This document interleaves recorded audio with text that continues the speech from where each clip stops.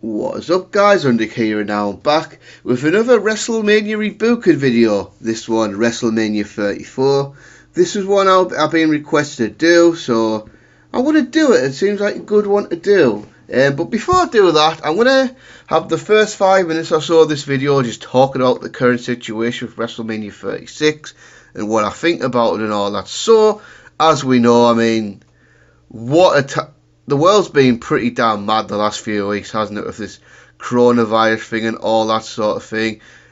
First thing, I just want to hope all your subscribers are doing well. Hope that nobody watching the video has been affected by this. Hope you're all keeping yourself safe and all that. Just hope everyone's doing okay, really, because obviously this is a tough time and we should all stick together in times like this.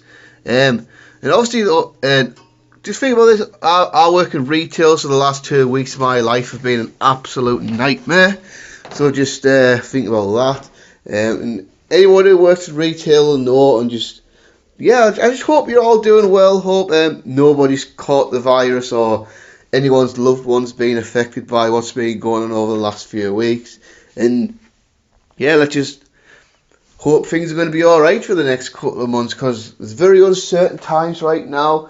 And that, of course, is carried on to wrestling. So, obviously, as of right now, and things could change before then, who knows, WrestleMania will be going ahead of schedule April the 5th. However, not in the stadium in Tampa, of course.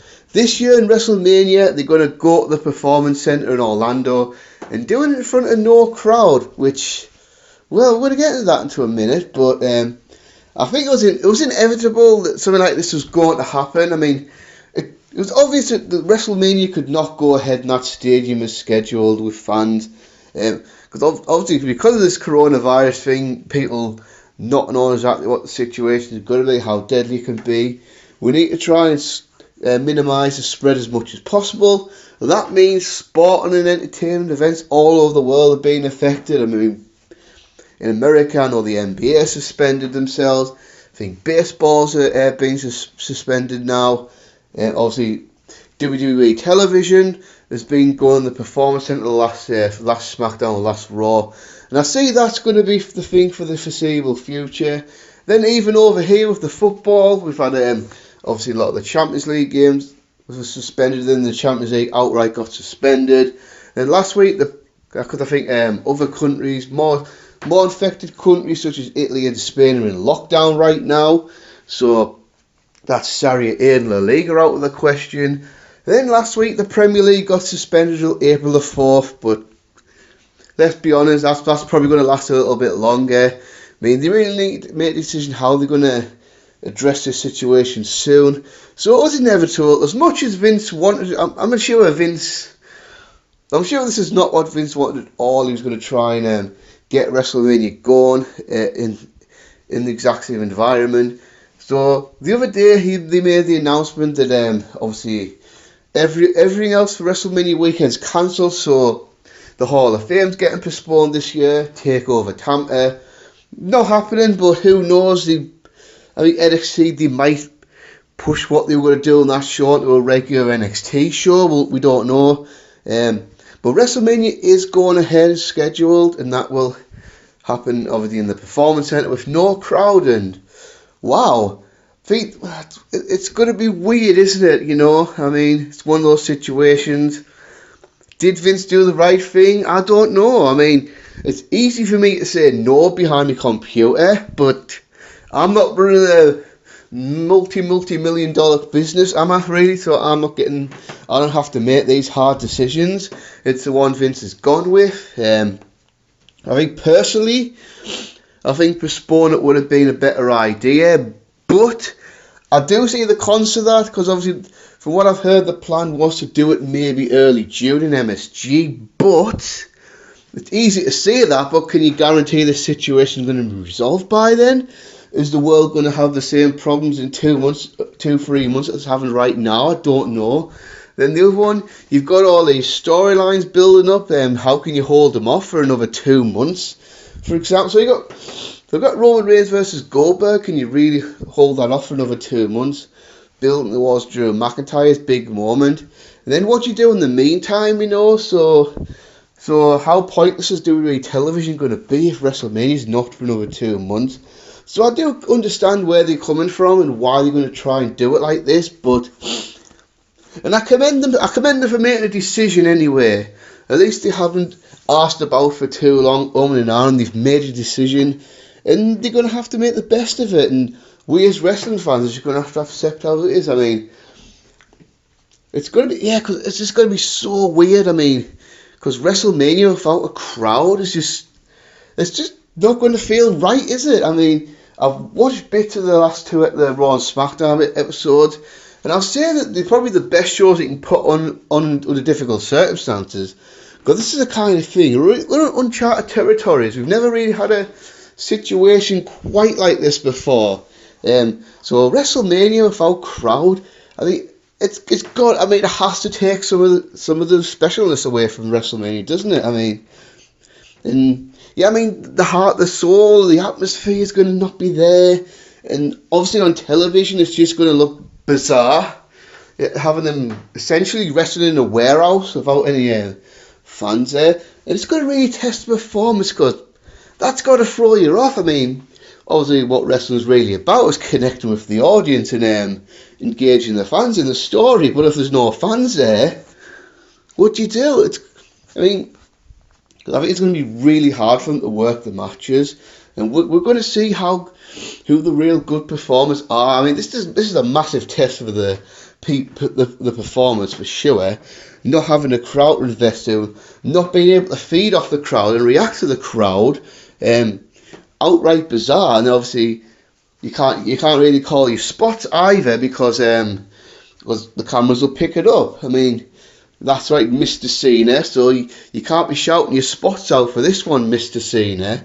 And obviously, if it's going to be like a 5-hour WrestleMania and a 2-hour kickoff show, it's going to be 7 hours without a crowd. It's just going to be strange. I'm weirdly intrigued though. I'm weirdly intrigued to see how it's going to play out. It's going to be one of those. This is going to be a really famous WrestleMania years down the line. I mean, people are going to do podcasts and YouTube episodes and this in 10, 15 years time talking about this and all that. It's going to be strange, isn't it? And obviously I'll do more of a preview of WrestleMania later on.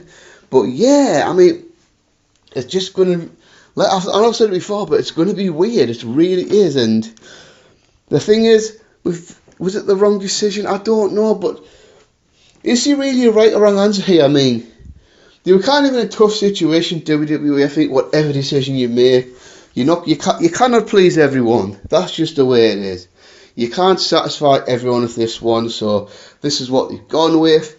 And it's going to be strange. Like I say, strange. And for me as a reviewer on YouTube, I'm not sure how the hell to review this show because one of the biggest part of wrestling is the atmosphere and the energy of the crowd and all that. So it's bound to affect the quality of the matches, isn't it? I'm just, and I will do a preview down the line of it.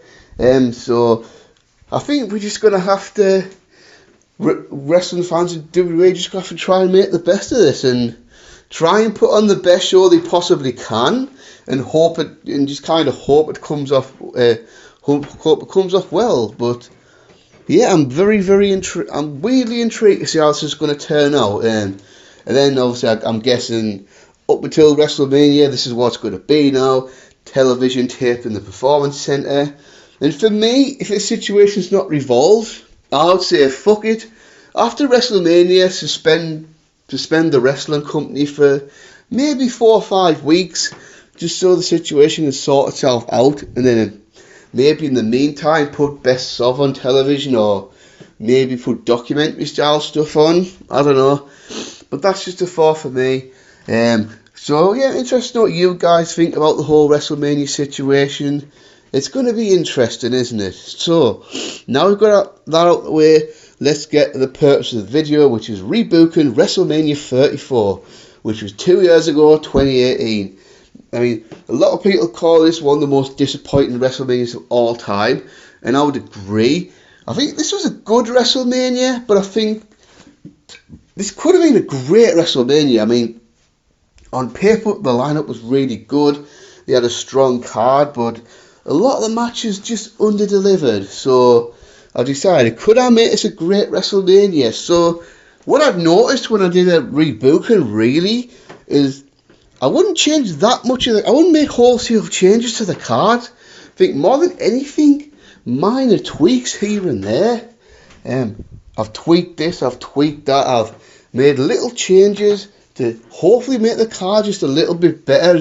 You'll see what I mean as I go along. But we're going to talk about it, so let's just get the pre-show out the way. Match number 1, we've got Cedric Alexander versus Mustafa Ali for the WWE Cruiserweight title.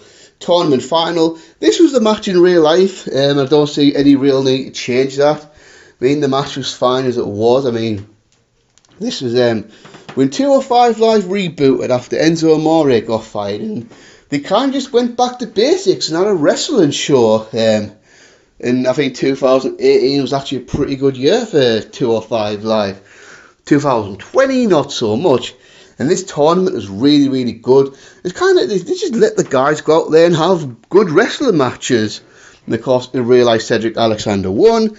So why wouldn't Cedric Alexander win here? Then we got a second match on the pre-show. The Women's Battle Royal, I mean, the Miss WrestleMania Battle Royal, whatever the hell it was called. Not really bothered about this, just put it on the card anyway. I have made a change to the finish though. In real life, Naomi won the match. But in my rebooking, Becky Lynch goes over, because that's the thing, how ironic you think about what Becky Lynch accomplished a year later, main event in WrestleMania, beating Ronda Rousey and Charlotte Flair, win both the Raw and SmackDown Women's titles. 1 year prior, she was in the pre-show Battle Royal and wasn't even really a big factor in it.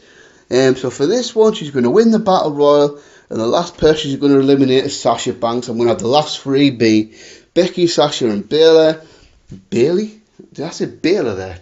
Anyway, so Sasha's going to eliminate Bayley, then Becky's going to eliminate Sasha, and then Becky's going to win the Miss WrestleMania Battle Royal. Then the last final match on the pre-show, the annual Andre the Giant Memorial Battle Royal, because why the hell not? Don't know what's going to happen this year, because that's one of the things, like, the president have really recommended not to have more than 50 people gathering, so say you have 30 people in the Battle Royal, then the production staff, that pretty much goes up to 50, but anyway, and again, in real life, Brock and Matt Hardy won this one, but he's not going to win this one because he has a WrestleMania match for me. Instead, I'm going to have Rusev win this Battle Royal, and he's going to last eliminate Jinder Mahal to win the Andre the Giant Memorial Battle Royal. Now we're going to the main card, so I'm going to do it like it was in real life. Have a long WrestleMania, but just try to make it better. We've got 12 main show matches on here, so let's get cracking. For the Intercontinental Championship, opening up the show, Roman Reigns versus Seth Rollins. That's right. Right off the bat, you got an insight in what the main event might be. It does not involve Roman Reigns. So, for me, for the purpose of this to work, Roman Reigns does not lose the Intercontinental title in January. He just keeps on going with the belt up until WrestleMania. So, Reigns won the Intercontinental title towards the end of 2018. And I thought that was actually a really good run of the title. He was kind of doing the John Cena US title thing where he was have open challenges and wrestling guys in hot matches. I mean, he had a good one with Jason Jordan, Cesaro, a couple of really good ones with Samoa Joe. Then on Raw 25, lost the belt to The Miz, and then obviously went after Brock Lesnar in real life. So for me, he holds up the title throughout that time. Maybe beats The Miz at Raw 25, maybe beats him at Royal Rumble 2018, and then just carries on from there, really. And then obviously do the thing with Seth Rollins getting hot, the whole thing going through the gauntlet and all that. So then after WrestleMania, Seth Rollins going to have a desire to go for the Intercontinental title. Seth and Roman are best friends, but Roman Reigns has an Intercontinental title and Seth Rollins wants it. Then you can have Seth Rollins, Finn Balor and The Miz have a little bit of a thing. Then Seth Rollins could beat Balor and The Miz on Raw to become the number 1 contender. And then you get a super hot WrestleMania opener, in my opinion. Two big stars open up the show, having an exciting match. The whole history of the Shield thing and all that. I think if Ambrose wasn't injured, I would have definitely gone for Shield triple threat, possibly even as the main event. But in these rebookings, I try to just work with what's available. So I think this is a great match to open up the show with. Give it quite a bit of time. I'm sure the fans will be excited as hell for it. And then have Seth Rollins go over, defeating Roman Reigns clean in the middle of the ring to win the Intercontinental Championship to open up the show. Then we've got match number 2 for the SmackDown Women's Championship, Charlotte Flair versus Asuka. So this was a match in real life, and this was a really good match. So I would say keep it this way. So obviously you had the whole Asuka wins the 2018 Royal Rumble like she did in real life, and obviously she was a Raw wrestler at the time. But she can challenge for either the Raw or the SmackDown Women's title, so let her do what she did in real life, show up at Fastlane, challenge Charlotte Flair for the SmackDown Women's title. Then you pretty much have the storyline exactly the same as it was, and then have the match go exactly the same way as well, meaning in real life Charlotte Flair defeats Asuka to end the massive undefeated streak to retain the SmackDown Women's title. And I agree with that decision then, and I agree with that decision now. I mean, that got a lot of criticism, but if Asuka's streak's going to end at some point, why not do it at WrestleMania? I mean, much better doing it at WrestleMania than doing it on some random pay-per-view like Battleground or whatever the hell it was. Do it in a big stage like WrestleMania. How ironic, really. The two WrestleManias in the Superdome in New Orleans saw the end of big streaks, of course. 4 years prior, infamously the Undertaker's undefeated streak was ended. Then Asuka's however many days. It was over 2 years, I know that much. It was definitely over 2 years because she debuted in 2015 and he would carry on an NXT record at the main roster. So that ended here, and to Charlotte Flair as well, who was the most pushed woman wrestler of the last 5 years. So why the hell not? And so yeah, I've got no problem with the outcome of that match, and I'm going to keep it exactly the same here. So then we're going to go a United States title. Randy Orton versus Bobby Roode 1-on-1. So obviously in real life it was a fatal 4-way with Rusev and Jinder Mahal. So for this one I've decided just to go with Orton and Roode as a singles match, because I think that would have been a lot better. And I think like the storyline would have been a lot better if it was just them two going at it. So Orton beat Bobby Roode for the US title at Fastlane. So I think I'll do that exactly the same, and then just let the Bobby Roode Randy Orton feud continue from there. Bobby Roode, my God, what the hell happened to him? He had a long career with TNA and all that. Came to NXT, became the NXT champion and all that. Had a good year in NXT. Then actually looking back when he went back on the main roster, his first probably 6 months on SmackDown was actually pretty alright. I wouldn't say great or anything, but alright, nothing bad.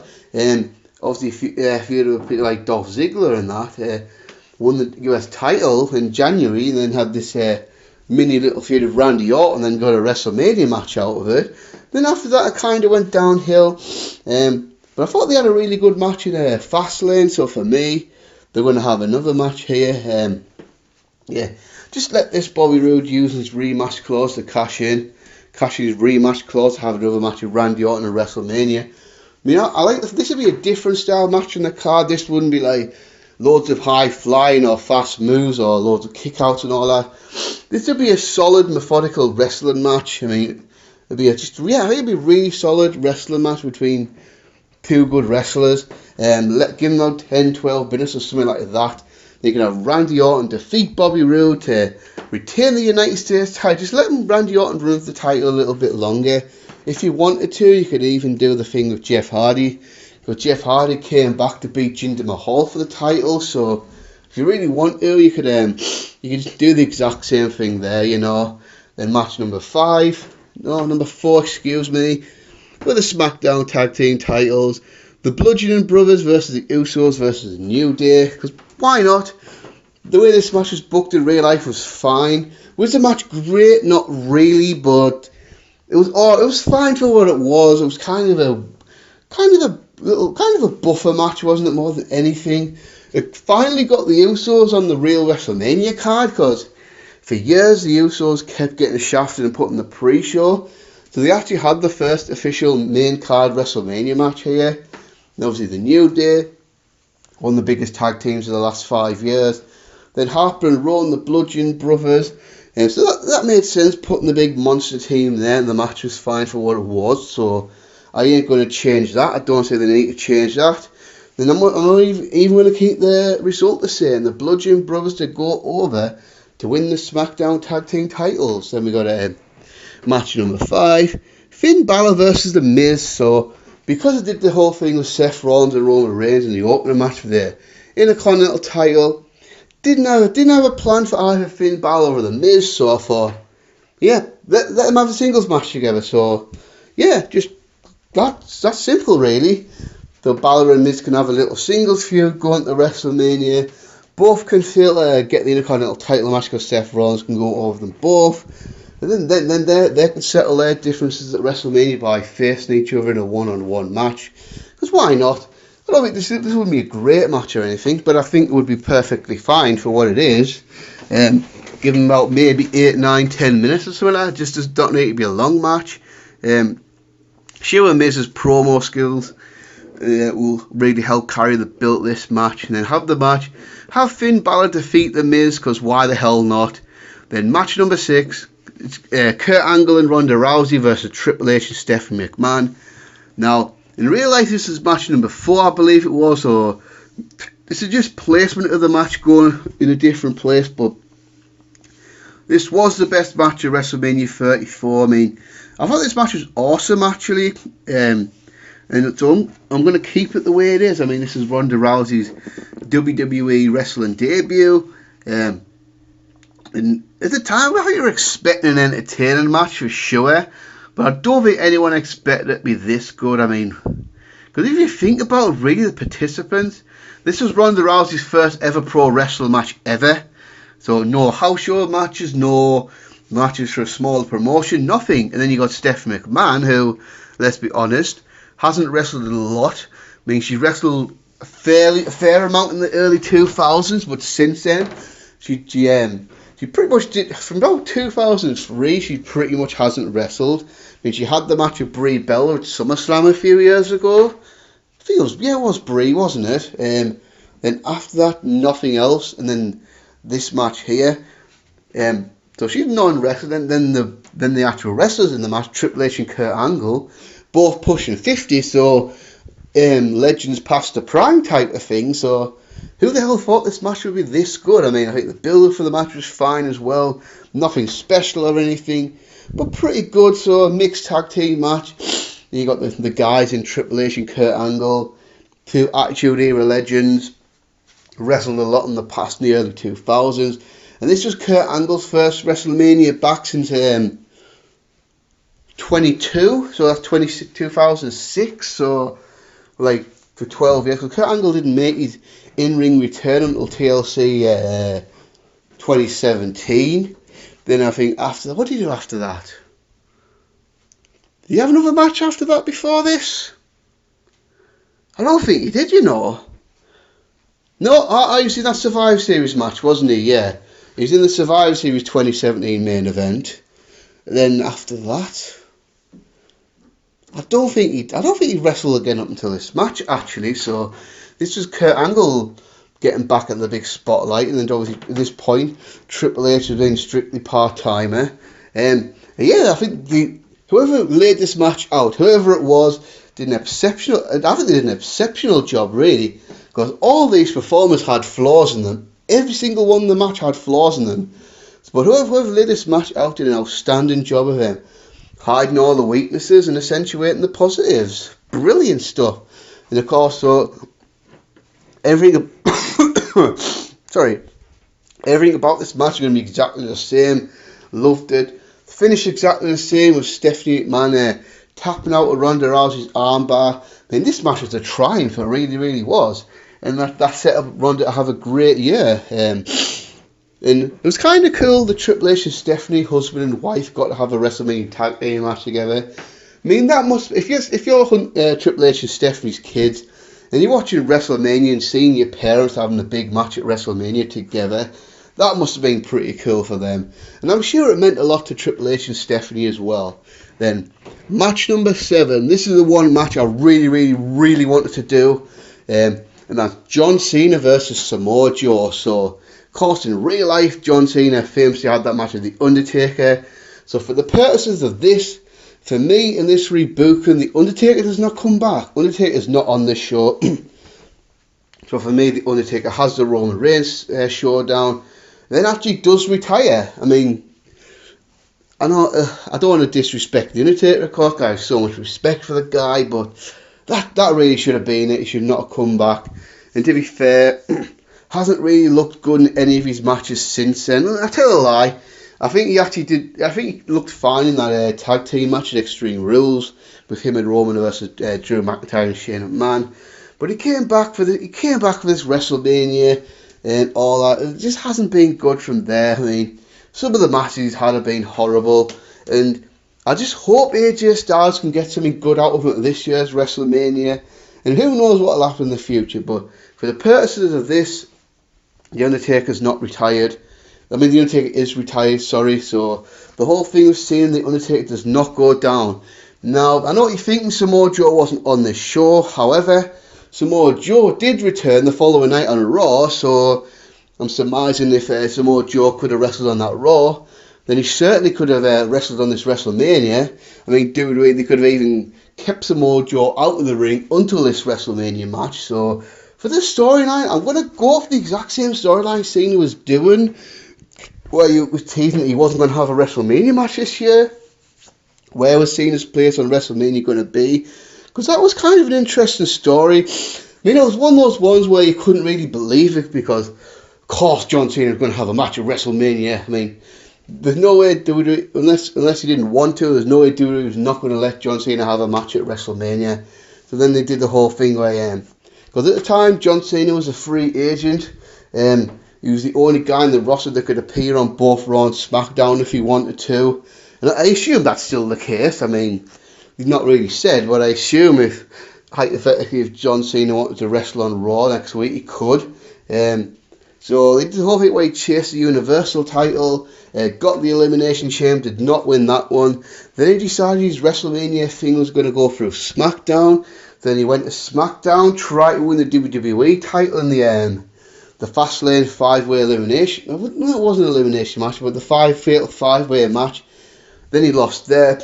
Then, of course, so the next night he did the whole Undertaker thing. But the next night in Raw, John Cena comes out, cuts a promo about how he's not going to have a WrestleMania match, and then this year he's going to have a WrestleMania match as a fan. And then from behind, Samoa Joe's going to hit the ring, put the cocaine clutch on John Cena, choke John Cena the fuck out. I mean, it was really just take him out, and they get the microphone and says, John, you said he didn't have a WrestleMania opponent. Well, now you do, brother. Throws the microphone and walks off.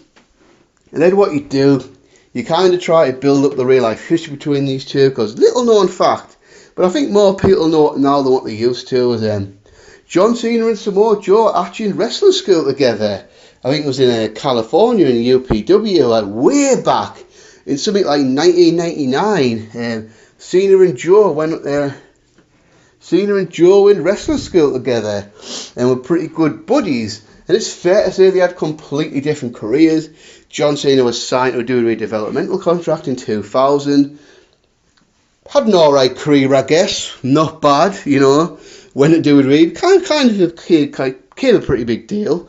Then obviously Samoa Joe had to do the harder route, going through the independents for years, going through TNA for years, and not making it to WWE until 2015. So Samoa Joe can talk about that, and then he can have Samoa Joe be bitter about John Cena getting all the opportunities. Cena went to WWE, became a star, and then all of a sudden, John, you forgot about your little buddy Joe, didn't you? You never went to bat for me. After you made it, you didn't give a crap about me anymore. You had all the opportunities handed to you. I had to work my arse off to get here, to get everything I earned and all that, and then Cena can come back and say, well, you know what, Joe? Yeah, I got the opportunities, but I had a successful career. You're just jealous of me, Joe. You've always been jealous of me. So kind of build the story like that. Because for me, this is a dream match. I've wanted this match for a long time. And now I've pretty much upset with it. I'm never going to get it. I mean, Because let's face it, John Cena's this year WrestleMania might be his last match, it might not be. But if John Cena's coming back, he's not coming back to face Samoa Joe, is he? Unfortunately. So, and for me, this is the only real time it made sense to do it. Because Joe's on NXT until after WrestleMania 33. And John Cena was gone for large parts of 2017. He was gone for a long time. Then obviously he came back. And this was really his last run. Because he came back at the start of 2018. And then pretty much wrestled fairly regularly up until this show. And then, of course, he didn't. Then he didn't come back until that the Australian show a few months later, and that was his last WWE pay-per-view match. And then he came back early 2019 for a few weeks, and hasn't wrestled on WWE since January 2019 until he's going to face Bray Wyatt this year's WrestleMania. So yeah, like I said, I wanted to see this match for years and years and years. This is a dream match of mine. I think it'd be cool as shit. Just given the match, and have seen it go over. At this point, I'm not really bothered. I mean, let's be honest, Joe's in his now he's 40, but when this match happened, he was in his late 30s, and pretty much. So I think Samoa Joe's at the point where Samoa Joe's never really going to break through now. So it's not like Samoa Joe's a young guy that's getting buried by Cena by losing. Don't think he necessarily needs to beat John Cena in this match. John Cena could have went over, and for me that would have been absolutely fine. Then we got match number 8. Daniel Bryan and Shane McMahon versus Kevin Owens and Sami Zayn. This is another match on the card. I'll keep exactly the same. But for me, this was the right match to do, especially with Daniel Bryan just coming back to the ring after all that time off, being retired and all that. You know, this is what they built it for months and months and months. But with the whole Kevin Owens and Sami Zayn being heels on SmackDown, feuding with Shane McMahon. I just feel, I'll say, thank God Daniel Bryan got clean and saved this storyline, because to me this storyline was dying on its arse.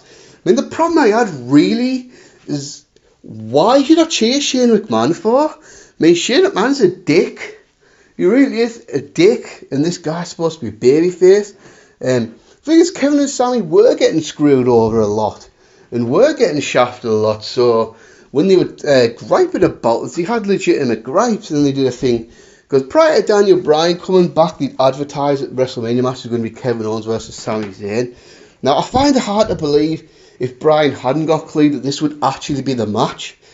Because I think for sure Shane McMahon would have been in this match regardless, so you're thinking this might be a triple threat match of Kevin, Sami and Shane.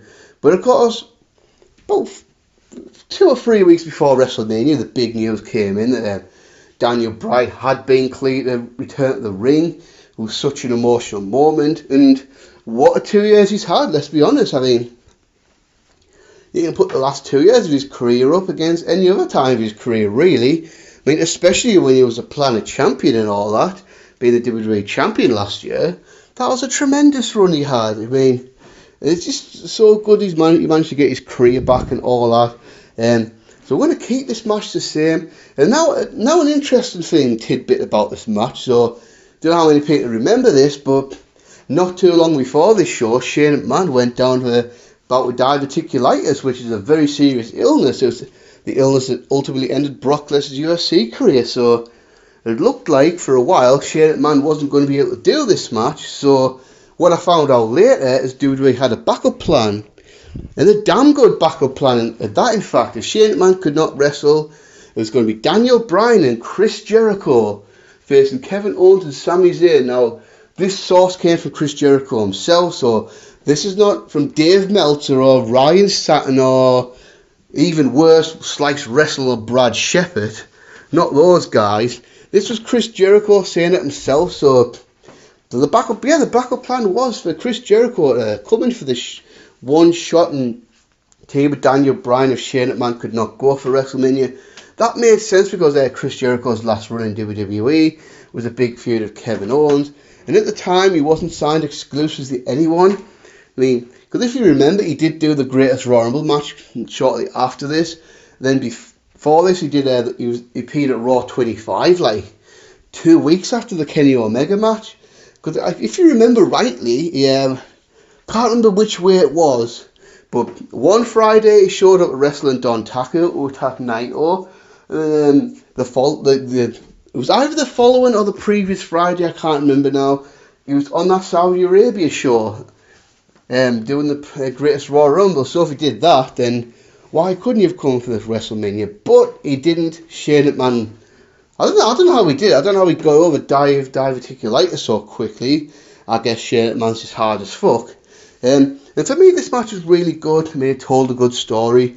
I mean, with Daniel Bryan coming back, it was the right decision to put him in a tag team match to kind of wean them back into action. This worked for me. This was fine. You have Daniel Bryan and Shane McMahon going over. So if I remember rightly, I think Bryan made Sami Zayn tap out. So let's do that one exactly the same. Then match number 9 for the Raw Women's Championship. Nia Jax versus Alexa Bliss. Now this is the match that happened, but I would book it slightly differently. So Bill's one was actually pretty good, with Nia Jax and Alexa Bliss being friends, but of course, obviously Nia Jax being a naive heel and getting manipulated by Alexa Bliss. Alexa Bliss was making fun of Nia Jax for being fat and ugly and all that sort of thing, and being dumb and all that. So basically, Alexa was using Nia Jax. Then obviously Nia Jax found out, went batshit crazy, wanting to beat the crap out of Alexa Bliss. It was actually pretty well done storyline, to be fair. Now what happened in real life is they had a pretty competitive match with Nia Jax won, but for me, this match should have been a squash. I mean, it was appropriate time for WrestleMania squash to happen. This should have been it. I mean, because like I said, they had a competitive wrestling match for like 10 minutes, and that just didn't work for me. I mean, for one, I just feel like Nia Jax having to sell for Alexa Bliss for longer periods just was not believable at all. Because I feel like if Nia Jax wanted to, she could have Alexa Bliss for breakfast. So for me, you have Alexa Bliss come out, start getting cocky, and then the bell rings. Then she kind of gets a realization, shit, what the hell have I gotten myself into? She starts trying to back out of the match, apologising to Nia Jax. Then Nia Jax feels that she's going to go along with it, but then she just grabs her. Nia Jax beats the crap out of her for about 20, 25, 30 seconds. Nia Jax does that Samoan drop thingy that she does to beat Alexa Bliss in about 30 seconds to win the Raw Women's title. This match didn't really need to go longer than that, to be honest. Now we're getting down to the last 3 matches on the show. Now we've got Shinsuke Nakamura versus AJ Styles for the WWE title. Now in real life, this is one of the most disappointing WrestleMania matches of all time. I mean, if you ever saw the Wrestle Kingdom 10 match that these two guys had, you'll know exactly why. That match was amazing. That match was a classic, and everyone wanted to see AJ versus Nakamura in a WWE ring. And WWE kept them apart for a whole year. Nakamura came to SmackDown right after WrestleMania 33, and they didn't have a one-on-one match until right here, a year later, WrestleMania 34. So, all the thing Nakamura can win the 2018 Royal Rumble like in real life, AJ can go through the fast-lane main event like he did in real life, then you build the match from there. I mean, let's be honest, the build of this match was meh. It wasn't terrible. There wasn't really an exciting storyline to get fans behind. They pretty much based this match on the promise of them having this classic WrestleMania match, and it didn't happen. They had a good match. I mean, no doubt about it, AJ Nakamura was a good match, but this match should have been, really could have been, one of the best WWE title matches in the history of WrestleMania, and that's just unfortunate. But I've decided that I am going to book this match on this show, but we're going to have a slight twist to it. So it's not going to go down exactly like it did in real life. So they're going to have the match. It's going to be what it is. And then towards the end, the referee is going to be down. And then in the match, Nakamura is going to hit this big low blow on AJ Styles. And then hit the Kinshasa. And then pin AJ Styles to become the new WWE champion. So the heel turn that Nakamura did after the match is going to happen. Just in my rebooking, it's going to happen during the match. Nakamura is going to get frustrated that he can't put AJ Styles away. So he's going to cheat, hit him with a low blow, hit him with a Kinshasa. And Nakamura is going to win the WWE title on this WrestleMania. Because I just feel like in hindsight, he 100% should have done. Because what the hell's Nakamura done since? I mean, this was only 2 years ago. But if you look at Nakamura then and Nakamura now, this might as well have been more than 5 years ago. But it was only 2 years ago. Then after that, he continued his feud with AJ, lost a couple more times to AJ. And then, yeah, he's just pretty much doing nothing now. I feel like Nakamura needed this. He really did need this big time. So Nakamura beat it. Yeah, because I just feel like losing this match to AJ was pretty much the end for him. Because what the hell happened after that?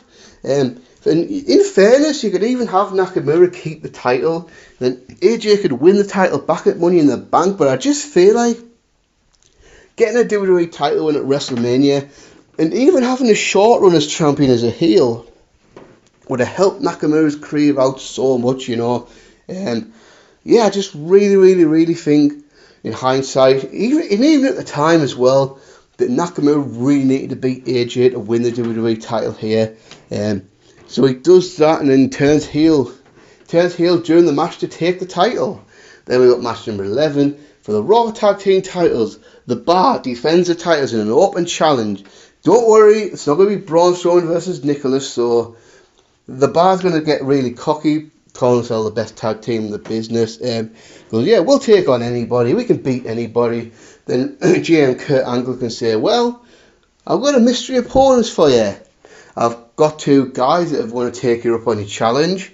And then we're going to do it at WrestleMania, but I'm not going to tell you your WrestleMania opponents is going to be a mystery. So we're going to hype this as mystery opponents facing the Bar for the tag team titles. Bar's going to come out. And then Broken Matt Hardy's going to come out by himself first, and the Bar going to laugh it off, saying, "What, you're going to challenge the 2 of us? What makes you think you can beat the 2 of us?"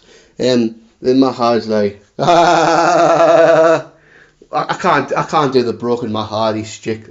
I just can't do it. Or Walking Matt Hardy, whatever the fuck he was called. Then he's going to talk about how he does have a tag team partner, and pretty much teasing it like it's going to be Jeff Hardy coming back and the Hardy Boys are going to face the Bar.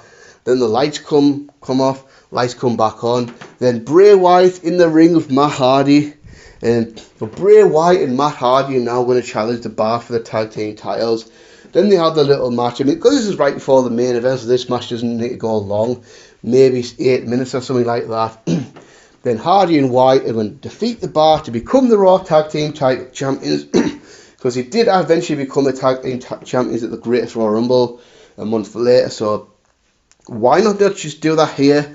Let them do it. Because let's face it, Strowman versus Nicholas versus the Bar was terrible. One of the worst things ever in a WrestleMania, in my opinion. But this one would be a lot better. So that leads us to the main event. And if you've been following, you probably can tell what the main event of WrestleMania 34 is going to be. And that is Universal Champion Braun Strowman going one-on-one with Brock Lesnar.